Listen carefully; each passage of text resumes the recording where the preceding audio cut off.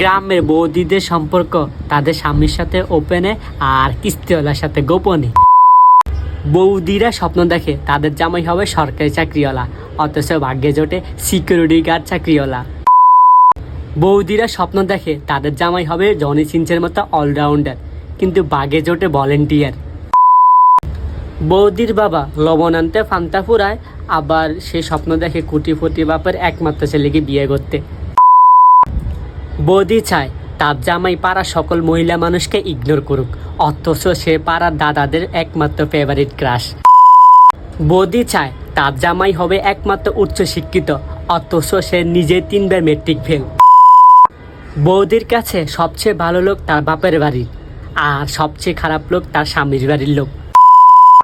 বৌদি তার জামাইকে যতটা ইগনোর করে তার চেয়ে বেশি ইমোশন দেখায় তার দেবরকে।